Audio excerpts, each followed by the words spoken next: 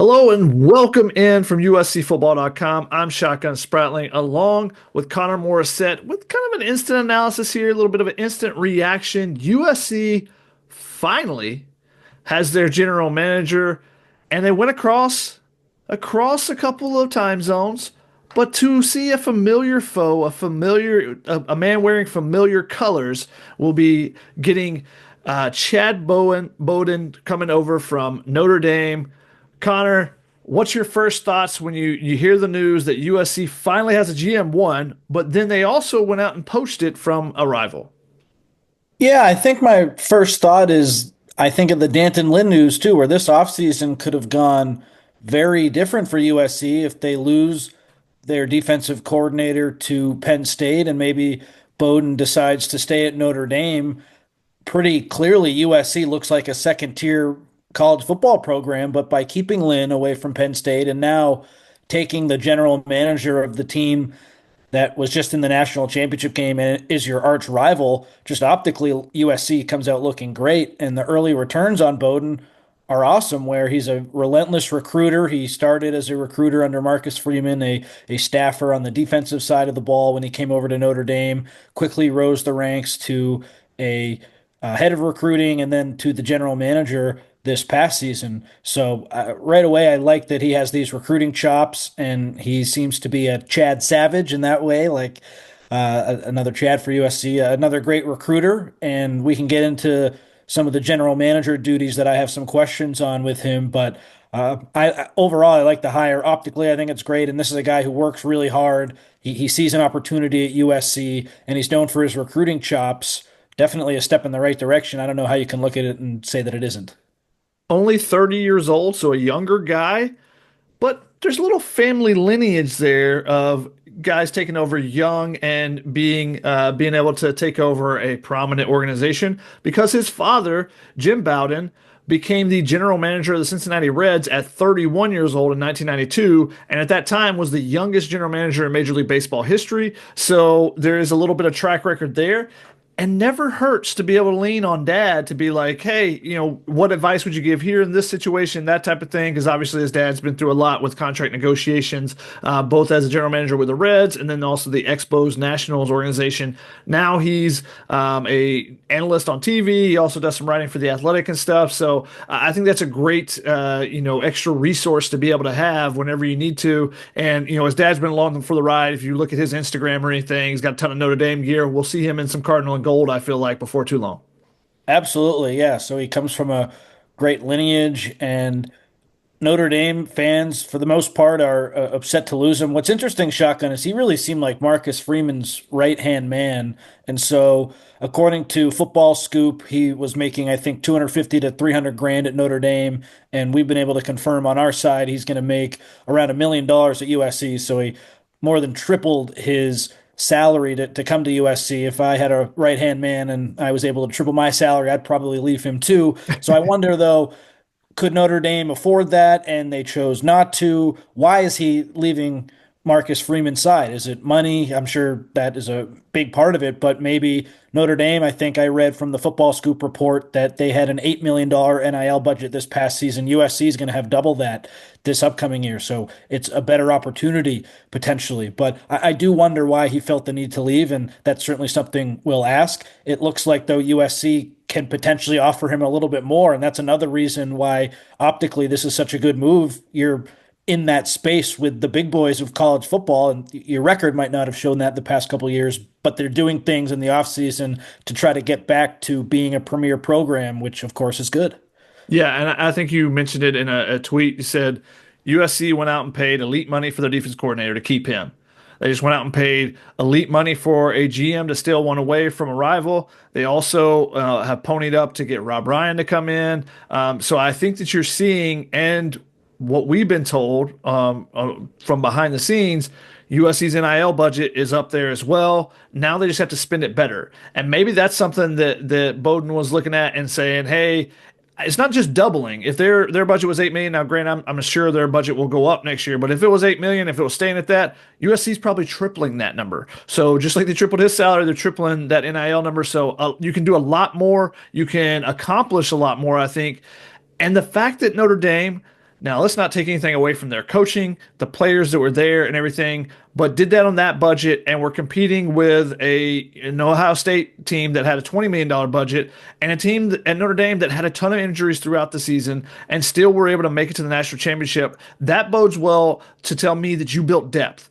And to me, that tells you that someone that was on the recruiting staff previously and then took over in the general manager had a hand in that building that depth as well.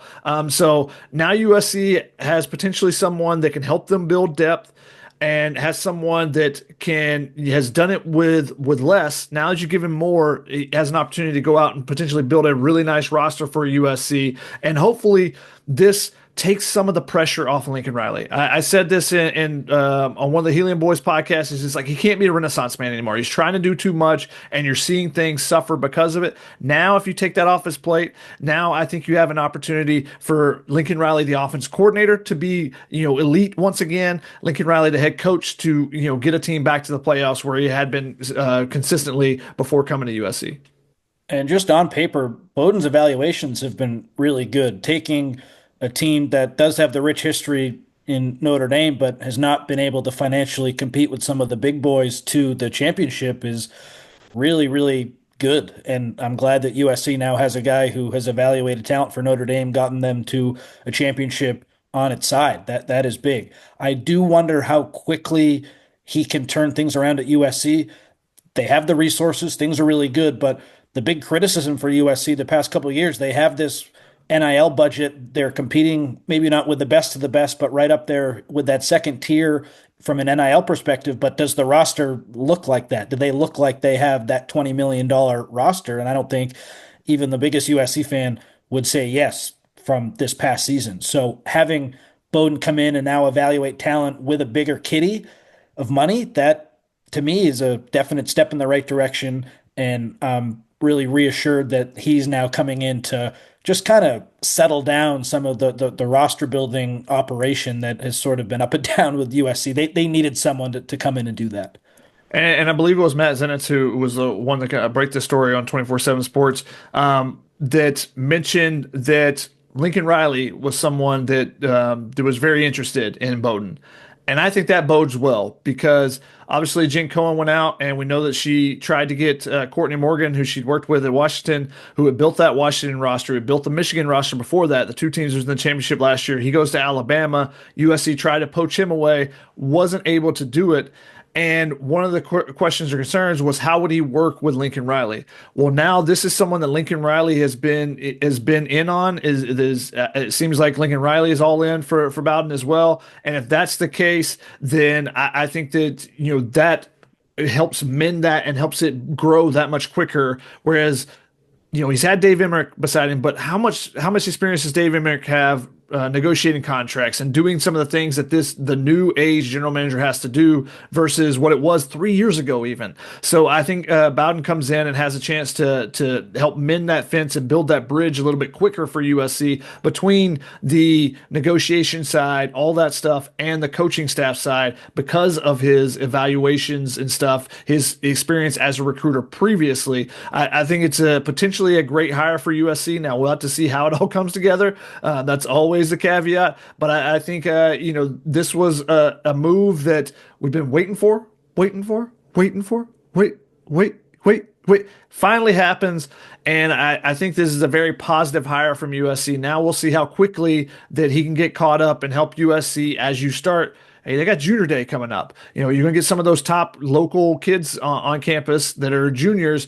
How much traction can USC start to build there? How much traction can they build when the spring portal opens up again? And can USC find a couple more pieces to help build depth for the 2025 roster as well?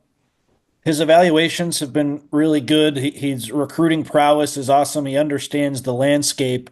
But when we talk about the contract piece and the new age of NIL, he was the general manager at Notre Dame for 1 year, Bowden was. So I have some questions with him about maybe like a top 20 player in the country. We all know what it looks like recruiting those five-star guys. They have agents, it seems like, in eighth grade, and that negotiating prowess is so huge. And Notre Dame just didn't sign any of those guys when Bowden was the GM over there. So I'm not saying he's not going to be able to reel in elite talent, but it doesn't really seem like he has the kind of experience you'd be looking for with landing five-star recruits. It comes to Yeah, USC, has more money now, and he has more to play with. So I do think he'll be in a better position. But the contract stuff and landing the really big fish, those are some things I'd like to see with him that I think it's been a little spotty, his track record with that. But that's not really his fault. He's been at Notre Dame where they needed to do more with less. yeah, that'll be one of the concerns is now that you have a larger budget, how do you use it? It's kind of the Andrew Friedman, going from the Rays to the Dodgers. That's a huge variance, and we saw that one work out really well. We'll see if that works out for Bowden, where you have more money. How do you spend it? Are you still trying to spendthrift everything, or can you make that jump to make an adjustment there? I thought the one thing that really stood out to me, you wrote the quick story that we have on the website, was that you mentioned he was the first hire for Marcus Freeman, bringing him over from, he's just a recruiting staffer with the Bearcats, but that was the first guy that Marcus Freeman wanted to bring over. And so that tells me a lot. Is the guy at that time was, what, 26, 25? And he said, that's the first guy I want to bring with me. That's the number one. That tells me a lot. I think really highly of Marcus Freeman, continues to do a tremendous job with Notre Dame. And so, for that to be the case, that really speaks to me. Any final thoughts from you on this hire for USC? Yeah, my final thought would be this worked really well for Notre Dame under Marcus Freeman, having Bowden as the general manager, getting to a championship game with a whole different set of circumstances, a conference, just a different playing field and different resources. Does this move work under Lincoln Riley at USC? Now, Riley, it sounds like shotgun based on what you've read, what we've reported, was really in the mix and in the middle and really wanted Bowden to come to USC. So my first thought is they are going to work well together, but we all know how this goes. People say the right things, and we got to see how it plays out. So Marcus Freeman, I think, has proven how fantastic of a coach he is, being able to get the most out of his roster. Lincoln Riley's been a little bit up and down at USC. Does this pairing work? Will there be a power struggle? Who has the final say on, we have this one other scholarship guy. Like, is it Bowden who wants to get the final say, or is it Riley? It's probably still Riley. I just want to see how they're going to work together. Will be very interesting and also be interesting as the continued